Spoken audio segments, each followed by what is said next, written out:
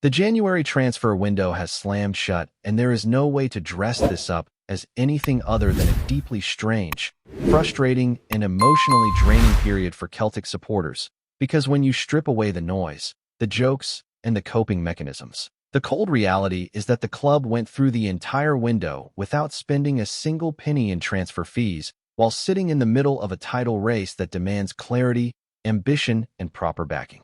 It is one of those situations where humor becomes a defense mechanism, because if you do not laugh, you probably end up staring at the wall wondering how a club of this size, with this fan base and these expectations, managed to sleepwalk through a month that was screaming for decisive action. Despite that lingering sense of disappointment, deadline day itself was far from quiet, and that is where the real discussion begins, because Celtic did bring bodies through the door, 3 of them to be exact, all on loan deals, all carrying a similar narrative thread of players with something to prove, players whose careers have stalled or dipped after promising starts, and players now being asked to rediscover belief, rhythm, and consistency in a pressure cooker environment where patience is rarely abundant.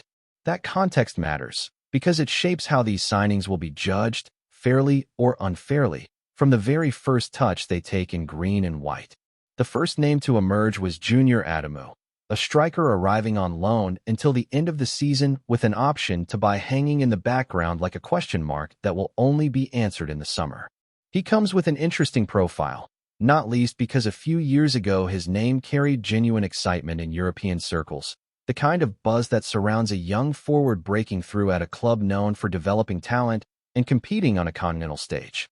Born in Nigeria and raised in Austria, his football education was shaped in environments that value intensity, pressing, and tactical discipline. And his early years at Salzburg painted the picture of a forward who could stretch defenses, contribute goals, and link play rather than simply stand between the posts waiting for chances.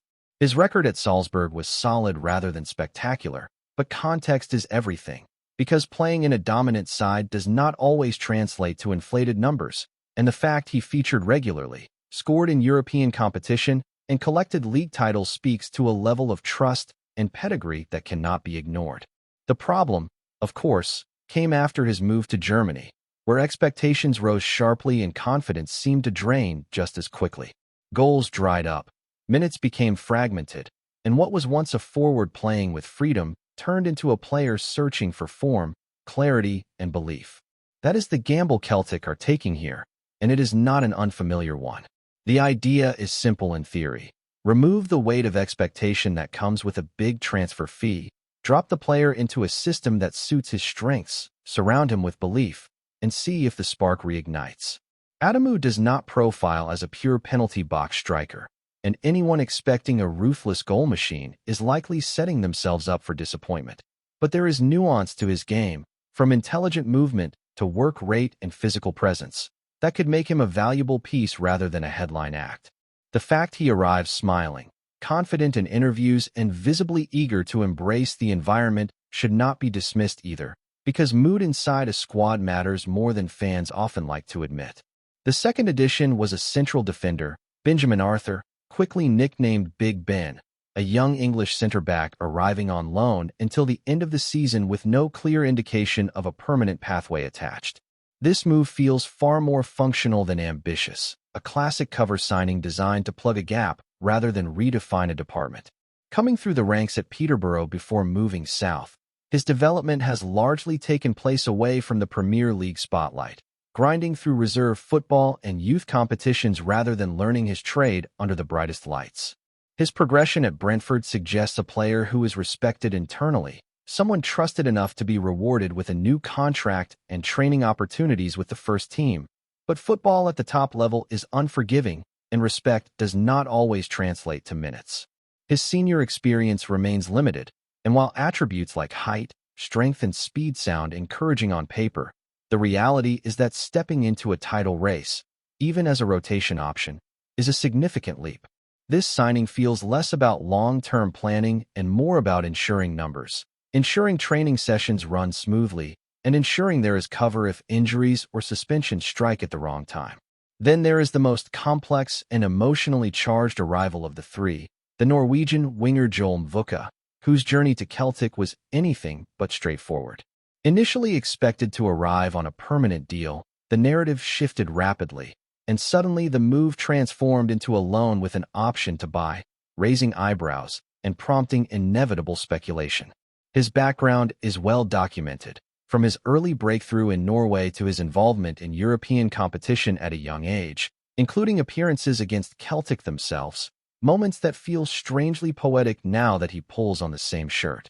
Vuka's career arc follows a familiar pattern: early promise, a significant move abroad, and then a struggle to replicate previous form in a new environment. The numbers from his time in France do not jump off the page, and that is putting it kindly, but numbers alone rarely tell the full story of a winger, especially one whose game revolves around movement, transition, and exploiting space rather than simply piling up goals and assists. What complicates matters further is the conversation around his medical history, something that resurfaced during negotiations and added an unnecessary layer of anxiety to an already tense deadline day. The reality is that he has been playing professionally for years since those early concerns, passing medical checks at multiple clubs, competing in demanding leagues, and handling the physical load that comes with top-level football. Whether the late shift in deal structure was purely precautionary or a strategic move to reduce financial risk is something only those inside the club truly know. But from the outside, it feeds into a broader frustration about hesitation, caution, and a reluctance to fully commit. On the pitch, Vuka offers pace, directness, and versatility, capable of operating on either flank, though questions remain about whether he truly fits the specific profile many felt the team desperately needed. He is not a perfect match to the archetype supporters had in mind, and the fact he appears to have been a third-choice option only amplifies skepticism. Yet football history is littered with examples of players who arrived without fanfare and carved out defining roles, and it would be unfair to deny him that opportunity before he has even kicked a ball. While attention naturally gravitates to arrivals, departures also shape the post-window landscape, and several exits quietly underlined where certain players stand in the hierarchy. Johnny Kinney's loan move feels like the closing chapter of a story that never truly found momentum, a striker whose effort was never in doubt, but whose ceiling never aligned with what was required. Stephen Welsh's return to familiar surroundings offers him regular football and clarity, while also subtly acknowledging that his role at Celtic had become increasingly marginal. The permanent departure of Toby Oluwayemi ends any lingering debate about long-term plans in the goalkeeping department, a clean break that benefits all parties. When the dust settles, the squad left behind is one that must navigate the decisive months of the season with little margin for error, a group carrying talent, experience, and cohesion, but also clear vulnerabilities that were not fully addressed. Injuries, form, and momentum will dictate much, and the success or failure of these loan additions will shape the narrative that follows, because in the absence of big spending, impact becomes everything, and every contribution, however small, takes on amplified significance as the season reaches its most unforgiving stretch. Looking at the squad as it stands after the window, there is a strange mix of familiarity and uncertainty, because on one hand this is largely the same group that has navigated domestic football with relative control, but on the other hand it is now being asked to shoulder even more responsibility without the reassurance of major reinforcements. In goal, nothing has changed, and that stability is probably the least of the concerns, because the structure behind the first choice remains intact and predictable. The issues start to become more pronounced as you move forward through the team, especially in areas where depth and profile have been debated for months rather than weeks. At right back, the situation is functional but hardly ideal. There is optimism around players returning from injury in the coming months, and there is enough cover to get through fixtures on paper, but the reality is that consistency in that position has been disrupted. The lack of a definitive, nailed-on option who can dominate that flank both defensively and offensively has been a recurring theme, and while rotation can work in spells, title races tend to reward certainty rather than improvisation. Celtic may scrape through here, but it feels like an area where one injury or dip in form could expose a fragile balance. The center-back department is where anxiety truly sets in. With key figures sidelined, the options become thin very quickly, and while the team has managed to grind out clean sheets domestically, the underlying sense of vulnerability has not disappeared. Trusty and Scales have shouldered heavy minutes, and while their commitment cannot be questioned, there is a sense that the margin for error is narrowing. Young players stepping into this environment are not just asked to defend, they are asked to dominate, to build play, to handle pressure from demanding crowds and decisive matches, and that is a heavy load when experience is limited. The arrival of another body helps numerically, but it does not magically erase the concern that one more setback could force uncomfortable compromises. Left back is another area where conversation never truly dies down. The options available bring different qualities, but none provide the complete package that allows the rest of the team to function with absolute freedom. Balance matters, especially when the system relies on width, overlapping runs, and defensive recovery. And when that balance is even slightly off, it impacts everything from midfield spacing to winger effectiveness.